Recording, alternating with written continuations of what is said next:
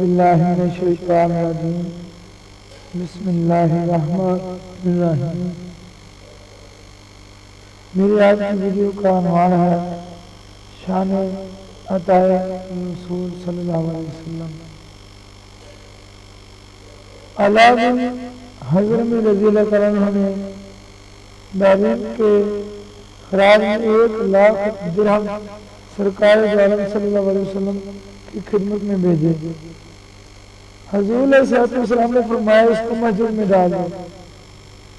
جب حضور علیہ السلام نماز سے فارغ ہوئے تو اس مال کے پاس بیٹھ گئے اور تقسیم فرمانے لگے۔ آپ کے چچا حضرت عباس رضی اللہ عنہ آپ کے پاس آئے اور عرض کی یا رسول اللہ صلی اللہ علیہ وسلم مجھے اس مال میں سے دیجیے، کیونکہ جنگ بدر کے دن میں نے فدیہ دے کر اپنے آپ کو اور عقیل بن ابی طالب کو آزاد کرایا تھا۔ حضور علیہ السلام نے فرمایا جس قدر چاہتے ہو اپنے ہاتھ سے لے لو۔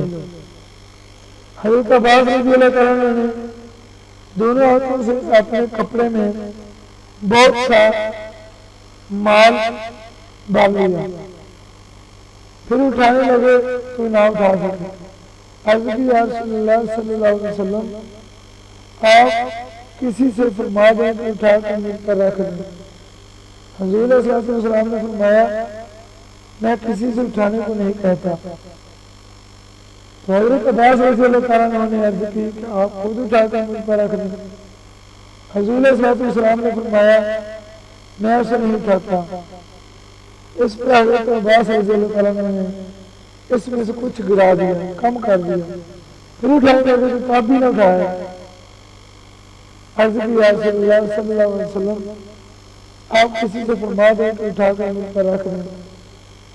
حضور علیہ السلام نے فرمایا میں کسی سے اٹھانے کو نہیں کہتا۔ حضرت عباس رضی اللہ عنہ بولے آپ خود اٹھا کر مجھ پر رکھ دیں۔ حضور علیہ السلام نے فرمایا اسے نہیں اٹھاتا۔ اس پر حضرت عباس رضی اللہ عنہ نے اس میں سے کچھ اور گرایا، پھر اسے اپنے کندھے پر اٹھا لیا اور روانہ ہوا۔ حضور اکرم صلی اللہ علیہ وسلم ان کی طرف دیکھتے رہے یہاں تک کہ وہ غائب ہو گئے، اور حضور اس کی طمع پر تعجب فرماتے تھے۔ الغرض حضور علیہ السلام نے وہ سارا مال اسی وقت لوگوں کو بانٹ کر دے دیا۔ چنانچہ جب حضور علیہ السلام وہاں اٹھتے تو ایک بھی درہم باقی نہ رہا تھا۔ یاد رکھیں سخاوت اچھی ہے لیکن طمع درست نہیں۔ اس بات میں اس کہانی میں ایک بات نظر آئی ہے کہ جو آدمی لالچ کرتا ہے وہ اچھا نہیں ہے۔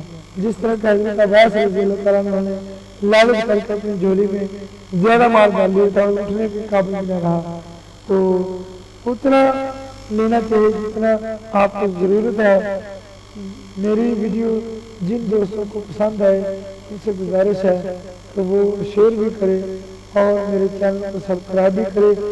دعا میں یاد رکھنا۔ اللہ حافظ، جزاکم اللہ خیر۔